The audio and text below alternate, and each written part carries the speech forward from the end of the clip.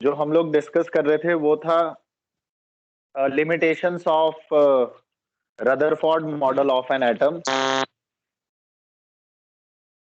यानी रदरफोर्ड कौन कौन सी चीजें हैं जिसको एक्सप्लेन नहीं कर पाया। तो कोई एक स्टूडेंट मुझे बताओ कल क्या पढ़ रहे थे limitations of Rutherford model of an atom में। Any one student, first limitation क्या है? So he was not able to explain the stability of atom. Okay, you are right. Atom की स्टेबिलिटी को एक्सप्लेन नहीं कर पाया। थोड़ा इसको डिटेल में समझा सकते हो?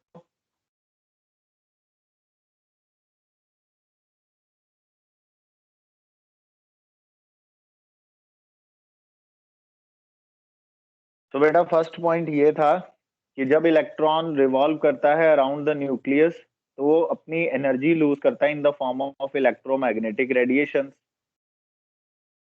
This is according to electromagnetic theory. Every accelerating charged particle will radiate electromagnetic wave.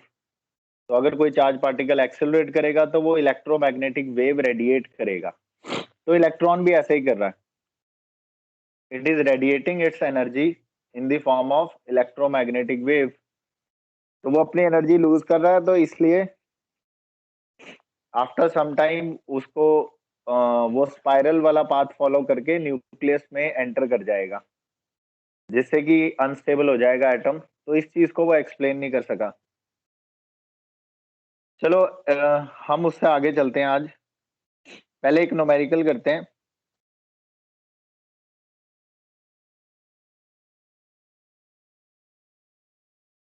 बेटा न्यूमेरिकल लिखो। It is found experimentally that, numerical लिखो, it is found experimentally that 13.6 electron volt energy, it is found experimentally that 13.6 electron volt energy is required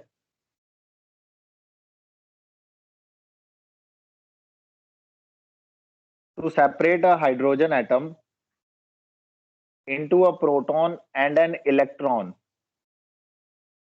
I repeat, it is found experimentally that 13.6 electron volt energy is required to separate a hydrogen atom into a proton and an electron.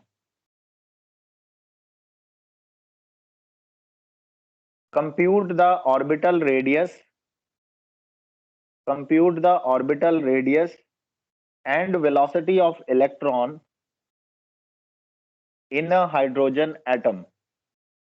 Compute the orbital radius and velocity of electron in a hydrogen atom.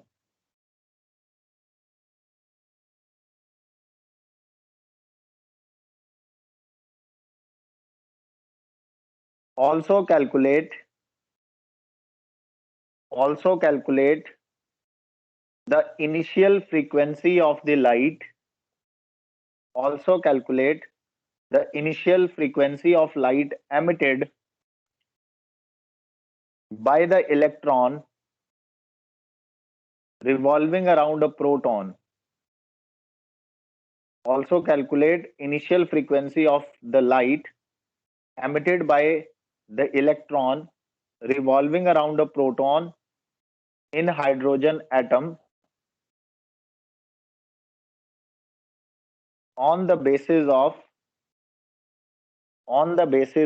classical electromagnetic theory. तो बेटा ये numerical है, इस numerical को try करो।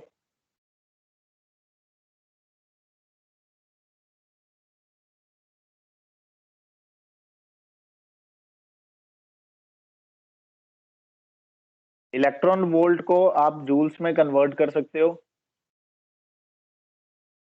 1 electron volt होता है 1.6 into 10⁻⁻19 joules.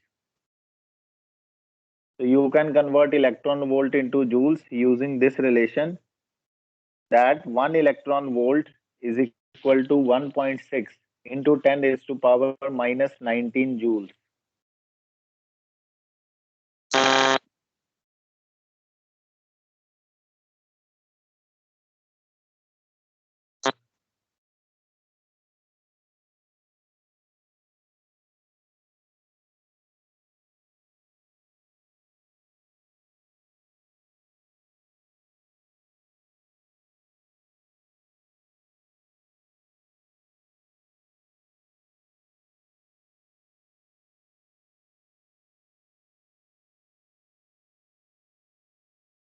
इसमें एनर्जी का फॉर्मूला यूज होगा जो हमने कल निकाला था बच्चों, उस फॉर्मूले की हेल्प से आप कैलकुलेट कर सकते हो।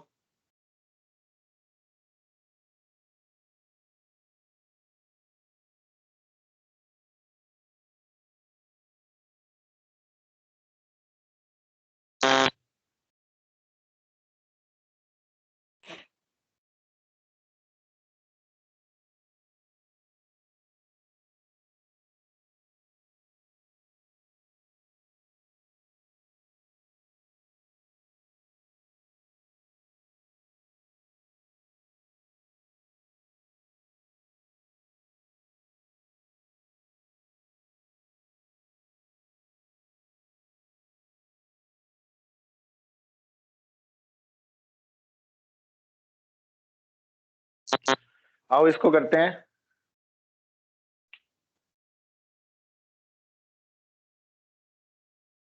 So we are given with this much energy. This is the energy required, 13.6 electron volt. It means it is binding energy. जो हमें given है that is binding energy basically, which is 13.6 electron volt. But जो हमारे पास है, अगर हमें energy चाहिए तो वो माइनस में होगी, माइनस 13.6 इलेक्ट्रॉन वोल्ट होगी। बट जो हमें गिवन है that is binding energy. Now इसको अगर हम लोग इलेक्ट्रॉन वोल्ट को जूल्स में कन्वर्ट करेंगे तो multiply it with 1.6 into 10 raise to power minus 19, तो बेटा जूल्स में कन्वर्ट होके इसका आंसर आएगा minus 2.2 into 10 raise to power minus 18 joules. तो this is answer in joules. Energy तो ये है। Now we know that the energy of electron is given by this relation, that is minus E square divided by 8 pi epsilon naught into R। ये expression हमने कल निकाला था बेटा, total energy of electron in an hydrogen atom. तो यहां से हम लोग R की वैल्यू कैलकुलेट करेंगे, तो R की वैल्यू आएगी minus e square divided by 8 pi epsilon 0 into energy E। So हमारे पास ये सारा डाटा गिवन है। वी नो दैट E जो है that is charge of E जो है that is charge of electron 1.6 into 10 raise to power minus 19। ये 1/4 पाई एप्सिलॉन 0, एक टू अलग कर देना, 1/4 पाई एप्सिलॉन 0 की वैल्यू भी पता है। तो ये सारी वैल्यूज डालने के बाद you will get this answer, that is 5.3 into 10 raise to power minus 11 metre. तो बेटा ये तो हमें मिल गया ऑर्बिटल रेडियस, क्योंकि हमें ऑर्बिटल रेडियस कैलकुलेट करना था। एक हमें कैलकुलेट करना है velocity of electron in a hydrogen atom. अब जब हमें ऑर्बिटल रेडियस मिल गया तो we can also calculate velocity.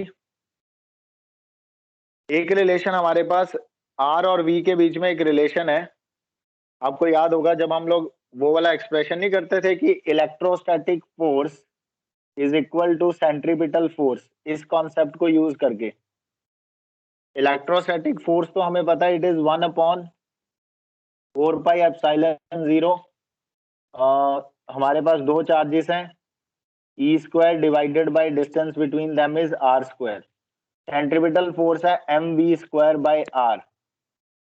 तो यहां से हम लोग वेलोसिटी कैलकुलेट कर सकते हैं आर के टर्म्स में, इसको यूज करके। तो यहां से v का जो फॉर्मूला निकल के आता है that is this, under root of E divided by 4 pi epsilon 0 into mass into r. आर हम लोग फर्स्ट वाले पार्ट में निकाल चुके हैं, अब हमें वेलोसिटी मिल जाएगी। इसको पुट करेंगे, then we will get this answer 2.2 into 10⁻10 2.2 into 10⁻6 metre per second.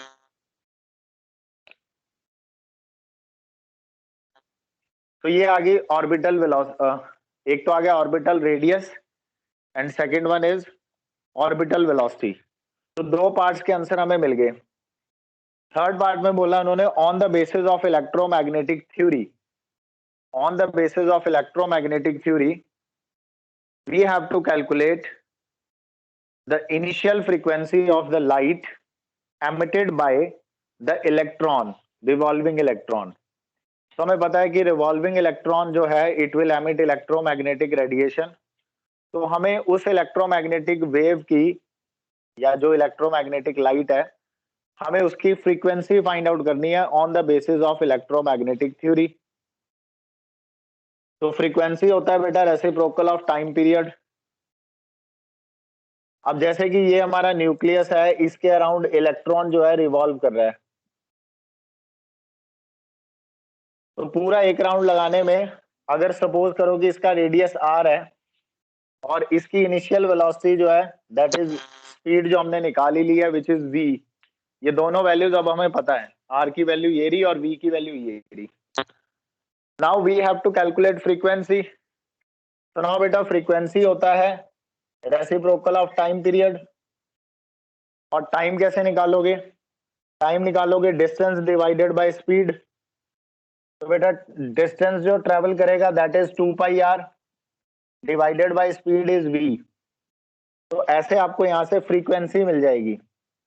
तो frequency nu is equal to this. तो बेटा यहां से फ्रीक्वेंसी आएगी v divided by 2 pi are.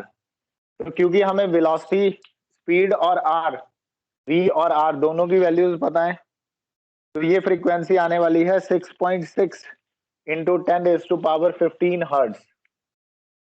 6.6 into 10⁻15 hertz.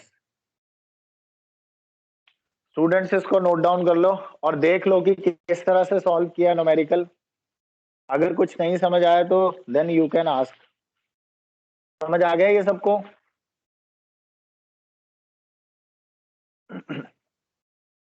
Yes, sir.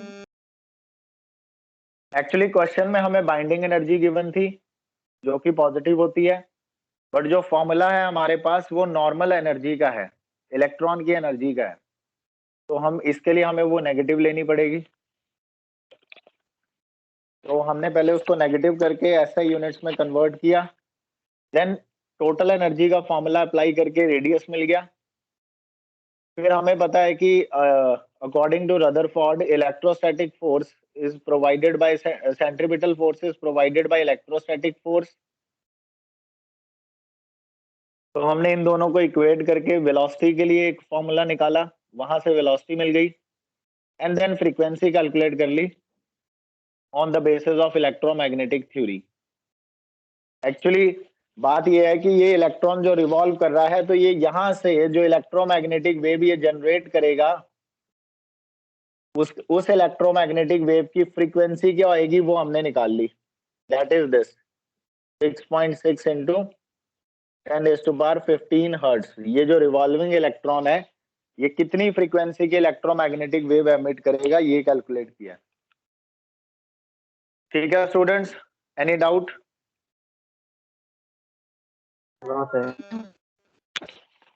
Okay चलो फिर आगे चलते हैं। ये जस्ट एक आइडिया देना था मैंने आपको कि इस तरह से एनर्जीज निकालते हैं। रदरफोर्ड के मॉडल में वैसे काफी चीजें ठीक हैं, तो अगर आपको कभी एनर्जी, रेडियस या फिर ऑर्बिटल रेडियस, ऑर्बिटल वेलोसिटी इस तरह कैलकुलेट करने के लिए बोले हाइड्रोजन एटम के लिए, तो फिर आप ये फॉर्मूलाज की हेल्प से कर सकते हो। नाउ नेक्स्ट आता है बेटा Bohr's model of an atom. Bohr's model of an atom, तो ये हेडिंग लगानी है आज आपने।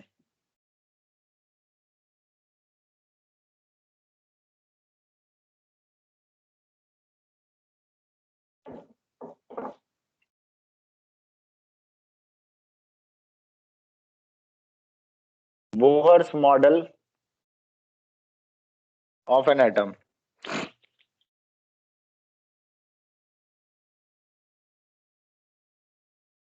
So basically काफी modifications की बोहर ने, जो भी existing model था हमारा, और बोहर ने एक्चुअली कंबाइन किया क्लासिकल थ्योरी और क्वांटम कॉन्सेप्ट्स को. तो ये आप नोट डाउन करो, Bohr combined classical and early quantum concepts. Write it down बेटा. Bohr combined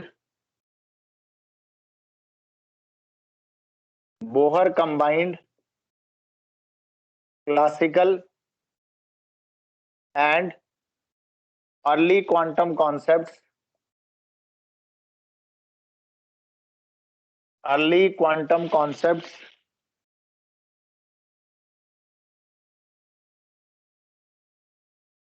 and gave his theory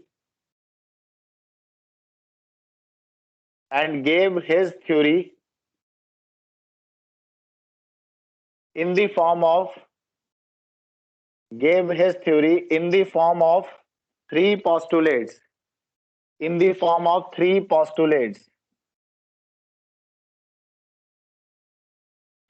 तो बेसिकली इसने क्लासिकल फिजिक्स और क्वांटम फिजिक्स के कॉन्सेप्ट्स को कंबाइन करके 3 पोस्टुलेट्स बनाए. अब बेटा क्लासिकल फिजिक्स में पहले भी आपको बता रहा हूं, क्लासिकल फिजिक्स नॉर्मल फिजिक्स है. जो आज अभी तक आप पढ़ रहे हो वो मोस्टली क्लासिकल फिजिक्स होती है, जिसमें आप प्रेडिक्शंस कर सकते हो और वो प्रेडिक्शंस आपको ऑब्जर्व भी होती हैं. फॉर एग्जांपल आज आपको पता है कि आप इस तरह से कैलकुलेट कर सकते हैं क्लासिकल फिजिक्स के बेसिस पर कि आज से 4 साल बाद, आफ्टर 4 इयर्स, आफ्टर 3 इयर्स, सन की स्पीड क्या होगी, सन किस पोजीशन पे होगा या प्लैनेट किस पोजीशन पे होगा विद रिस्पेक्ट टू सन. तो आप सिंपल मैथमेटिकल कैलकुलेशंस के हेल्प से ये चीज प्रेडिक्ट कर सकते हो. That is come in the category of classical physics. मतलब आप प्रेडिक्शंस कर सकते हो on the basis of some mathematical calculations, कुछ ऐसी जो हमें ऑब्जर्व होती हैं physics.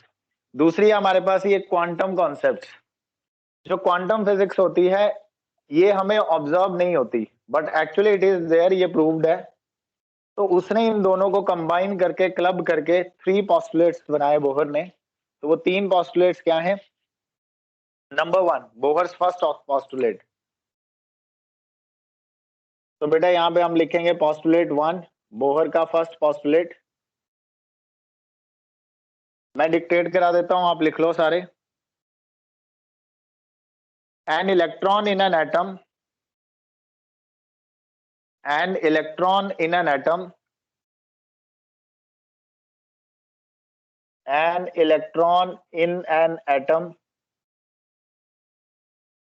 could revolve in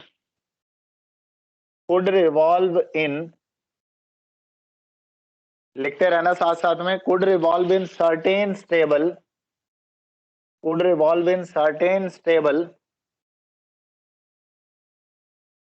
orbits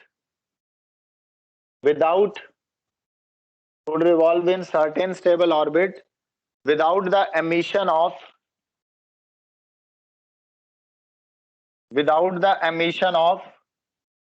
radiant energy, यानी रेडिएशंस की फॉर्म में, without the emission of radiant energy.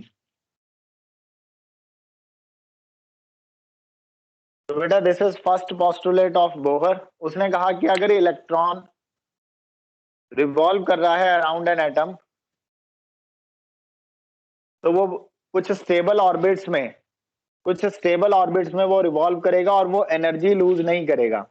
मतलब जो क्लासिकल थ्योरी जो कह रही है, क्लासिकल इलेक्ट्रोमैग्नेटिक थ्योरी, कि एक एक्सेलरेटिंग चार्ज पार्टिकल जो है वो इलेक्ट्रोमैग्नेटिक वेव एमिट करेगा, तो क्या वो थ्योरी गलत है स्टूडेंट्स? क्योंकि इसने तो गलत ही कह दिया ना उसे. दिस इज माय क्वेश्चन कि क्या वो थ्योरी गलत है? क्लासिकल इलेक्ट्रोमैग्नेटिक थ्योरी कहती है कि if a charged particle is accelerating so it will emit electromagnetic wave. तो क्या वो थ्योरी गलत है? No sir. तो वो यस यू आर राइट, वो गलत नहीं है थ्योरी. एक्चुअली उस थ्योरी की लिमिटेशंस हैं कि वो थ्योरी आप सिर्फ उस थ्योरी को आप एटॉमिक लेवल पे नहीं लगा सकते। मतलब ये एटॉमिक लेवल की बात चल रही है ना, माइक्रो लेवल पे बात चल रही है। तो जो थ्योरी है हमारे पास क्लासिकल इलेक्ट्रोमैग्नेटिक थ्योरी, उसे आप मैक्रो लेवल पे तो लगा सकते हो, बट ये जो माइक्रो लेवल है, एटॉमिक लेवल पे उस थ्योरी को नहीं लगा सकते। माइक्रो लेवल पे जो थ्योरी लगती है वो क्लासिकल नहीं, क्वांटम लगेगी। तो आप जरा ना यहाँ पर क्लब करके देख लो कि यहाँ क्लासिकल के लिए, मैं बार बार इस चीज को इसलिए बता रहा हूँ कि आपको समझ ही ना आए कहीं। क्लासिकल थ्योरी जो है ये नॉर्मल थ्योरी है, ये माइक्रो लेवल पे, एटॉमिक लेवल पे लगेगी। ये एटॉमिक लेवल फिजिक्स है, आप ऐसे समझो, क्वांटम कॉन्सेप्ट। तो ऐसा नहीं है कि वो थ्योरी जो है वो गलत है, नो, बट आप ये समझो कि अब आप नई फिजिक्स में एंटर कर रहे हैं, जो एटॉमिक लेवल पे हम लोग इसके बारे में डिस्कशन करते हैं। क्लासिकल फिजिक्स एटॉमिक लेवल पे नहीं है काम करती, क्योंकि ये वो फिजिक्स है जो हमें दिखती है और हम ऑब्जर्व कर सकते हैं। तो यहाँ पर एटॉमिक लेवल वाली फिजिक्स यानी क्वांटम फिजिक्स के कॉन्सेप्ट्स हमें यूज करने पड़ेंगे। तो बोहर का फर्स्ट पोस्टुलेट कह रहा है कि जब इलेक्ट्रॉन रिवॉल्व करता है अराउंड द न्यूक्लियस, तो वो अपनी एनर्जी लूज नहीं करेगा। और इसका ये मतलब बिल्कुल नहीं है कि जो पुरानी इलेक्ट्रोमैग्नेटिक थ्योरी है, क्लासिकल थ्योरी, वो गलत है। ये मिसकंसेप्शन नहीं बनानी। तो इसके आगे आप लिख सकते हो कि ये जो फर्स्ट पॉइंट है, दिस पोस्टुलेट जो है, this postulate is in contrary, this postulate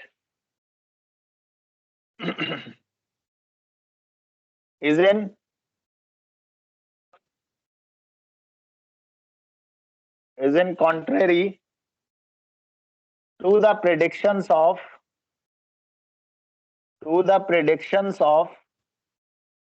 जो क्लासिकल थ्योरी प्रिडिक्ट करती है उसके अपोजिट है ये, is in contrary to the predictions of electromagnetic theory।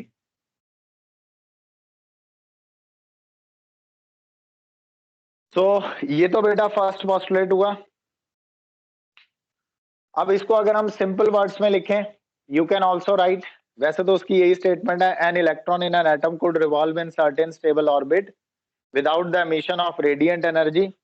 तो बेसिकली वो ये कहना चाहता है कि each atom has certain definite stable states in which it can exist. Means her atom के पास कुछ स्टेबल स्टेट्स होती हैं जिसमें एटम्स होता है, and each possible state has definite total energy. तो these are called stationary states of the atom. तो ये तो आपको पता है, मतलब हर एटम के पास कुछ स्टेशनरी ऑर्बिट्स हैं, और उन ऑर्बिट्स में अगर कोई इलेक्ट्रॉन रिवॉल्व करेगा तो उसकी एनर्जी भी फिक्स रहेगी, वो अपनी एनर्जी लूज नहीं करेगा। Such orbits are called stationary orbits, और you can say that stable orbits. तो स्टेबल ऑर्बिट्स का कॉन्सेप्ट दिया उसने नंबर 1, पोस्टुलेट 1 में। बेटा now the second postulate is very very important. In the second postulate, it is also called Bohr's quantization condition। यहां तक बच्चों नोट हो गया सबका? यहां तक नोट हो गया? Okay, now coming to second point, Bohr quantization condition, second postulate।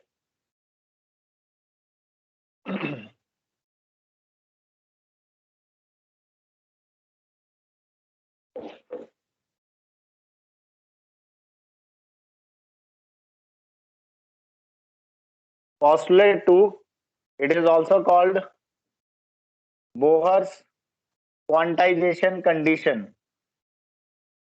Bohr's quantization condition।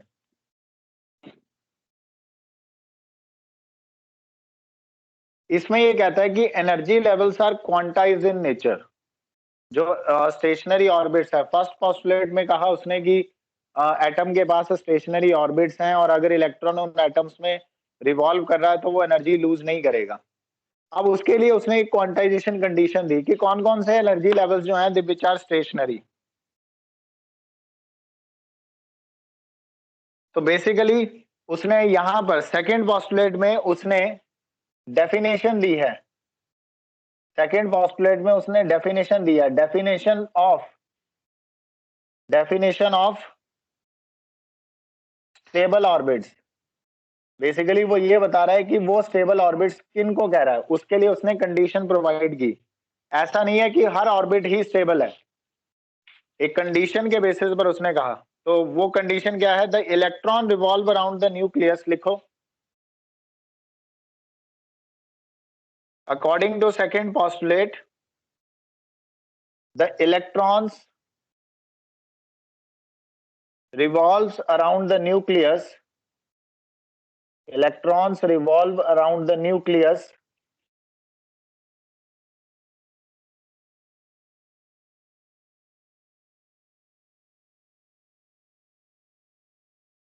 only in those orbits, only in those orbits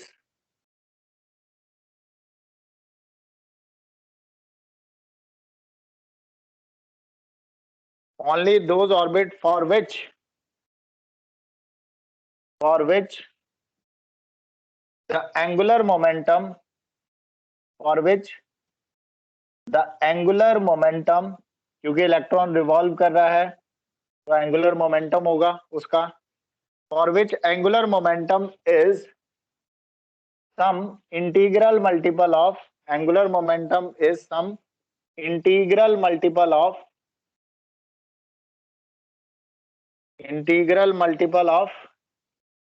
h divided by 2 pi, integral multiple of h by 2 pi, where h is called Planck's constant, where h is Planck's constant,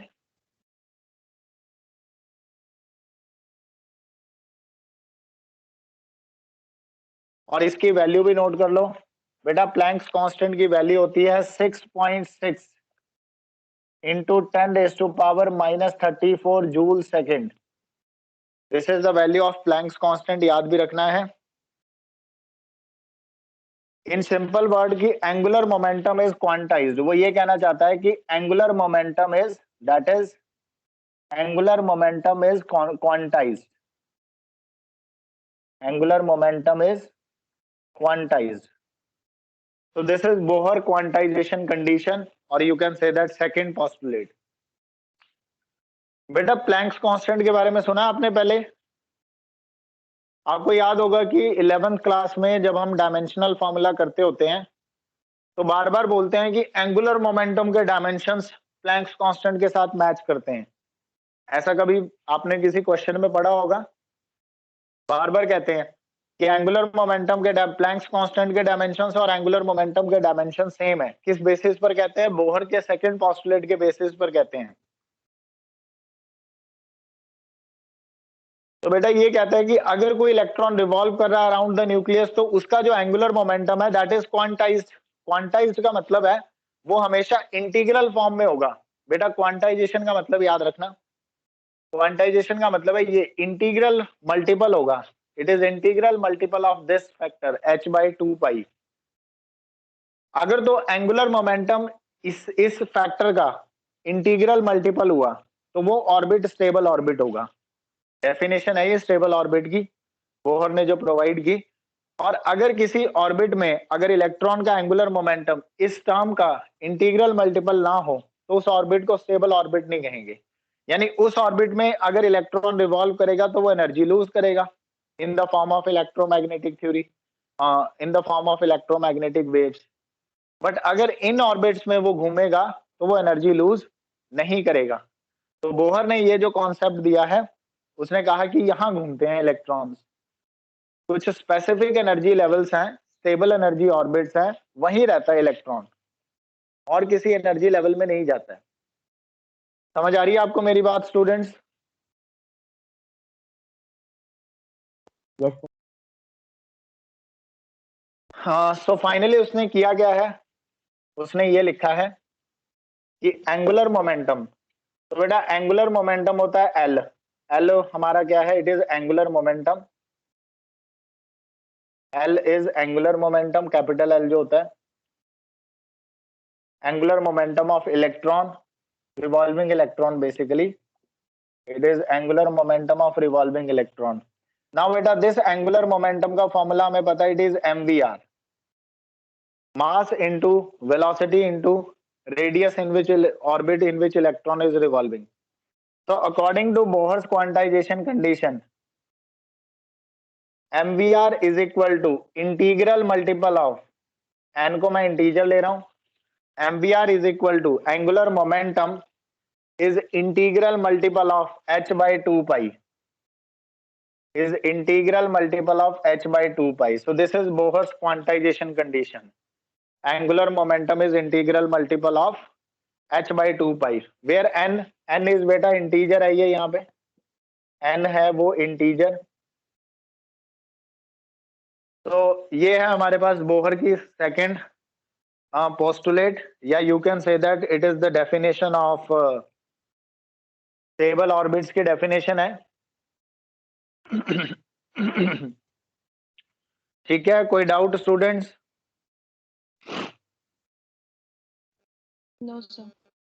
No. Okay, तो ये आपको याद रखना है. Now coming to third postulate. अच्छा, Planck's constant के बारे में कुछ आइडिया है? थर्ड पोस्टुलेट तो चलो हम कल कर लेंगे. What is this? होता क्या है ये h? होता क्या है h? तो भाई आपने अनसर्टेनिटी, हाइसेनबर्ग अनसर्टेनिटी प्रिंसिपल पढ़ा है सबने? Yes. कहीं कभी भी पढ़ा हो? आई डोंट नो, पता नहीं केमिस्ट्री में भी आता होता है. वो पढ़ा आपने हाइसेनबर्ग अनसर्टेनिटी प्रिंसिपल? वो कहता है कि you can not measure position, you cannot measure position and velocity with accuracy simultaneously. Yes sir. ये बोलता है वो. या फिर in other word you can say that you cannot measure momentum and energy simultaneously.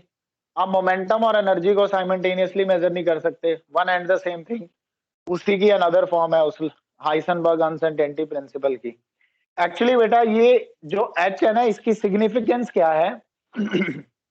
जो प्लैंक्स कांस्टेंट है, ये वो मिनिमम एरर है जो हमेशा कैलकुलेशंस में आएगा ही आएगा. It is actually error. This value 6.6 into 10 raised to power minus 34. Actually it is the minimum error. आप जितनी मर्जी ट्राई कर लें, जितना मर्जी एफर्ट्स कर लें, पोजीशन और वेलोसिटी को मेजर करने की, किसी पर्टिकुलर पार्टिकल की पोजीशन और वेलोसिटी को अगर आप साइमल्टेनियसली मेजर करेंगे, आप जितना मर्जी एफर्ट्स कर लो, आपका मिनिमम एरर इतना आएगा ही आएगा. This is that minimum error. Are you getting my point? मैं क्या बोल रहा हूं? प्लैंक्स कांस्टेंट वो वैल्यू है जो कैलकुलेशंस का एरर बन के आएगा. It is the minimum error. Basically you can say that in the calculations of position and velocity simultaneously, और you can say that energy and momentum simultaneously. आप दो चीजों को एक साथ एक्यूरेसी के साथ मेजर नहीं कर सकते. जो ये दो चीजें हैं, पोजीशन एंड वेलोसिटी, तो उन दोनों में अगर आप किसी एक को एक्यूरेट करने की ट्राई करोगे तो ऑब्वियसली दूसरे में इतना एरर तो आएगा ही आएगा, आप जितनी मर्जी ट्राई कर लें. तो this is that minimum error. हालांकि ये तो बहुत एक्यूरेट वैल्यू होगी अगर आपका एरर इतना आता है, अदरवाइज आपका एरर इस वैल्यू से बड़ा ही आएगा हमेशा. h तो मिनिमम वैल्यू है, इससे कम आ ही नहीं सकता. ये है हाइसेनबर्ग या प्लैंक्स कांस्टेंट की सिग्निफिकेंस. आपको मेरी बात समझ आ रही है मैं क्या बोल रहा हूं? Yes sir. लिखते भी है ना sir, delta x dot delta p is less than equal to h by 2 pi. Yes yes yes, वो लेस देन इसलिए लगाते हैं ना कि जो चेंज इन मोमेंटम है और जो चेंज इन पोजीशन है, delta P delta x, it is always less than h by 2 pi. Less than लिखते हैं ग्रेटर देन? तो लेस देन लिखते हैं सर. लोएस्ट वैल्यू ही हम गेस कर सकते हैं कि एरर तो कितना भी हो सकता है सर. यस. तो ठीक है स्टूडेंट्स, तो बेसिकली आपको थोड़ा प्लैंक्स कांस्टेंट का भी पता होना चाहिए कि ये क्वांटम थ्योरी में आता है. ये जो टर्म है, जो हमने कहा था कि क्वांटम फिजिक्स स्टार्ट हो रही है, तो वहीं से क्वांटम का मतलब ही ये है इंटीग्रल. अगर आप इंटीग्रल फॉर्म में चल रहे हैं, that means quantum. You are dealing in quantum physics. और माइक्रो लेवल पे है ये फिजिक्स. इंटीग्रल फॉर्म में चलती है हमेशा. ऐसे नहीं है कि कॉन्टिन्यूस वे में नहीं चलती है फिजिक्स. इसको ऐसे ही चाहिए, 1 2 3, मतलब इंटीजर फॉर्म में चाहिए कुछ, और h हमेशा आएगा क्वांटम फिजिक्स में, इस टर्म का तो बहुत बड़ा रोल है h/2 पाई का। h बेसिकली वो मिनिमम एरर है। ऑब्वियसली मैं ज्यादा डिटेल में तो नहीं बता सकता, लेकिन उनका मेन सी बात आपको बता रहा हूँ कि थोड़ा इंटरेस्ट बिल्ड हो जाए।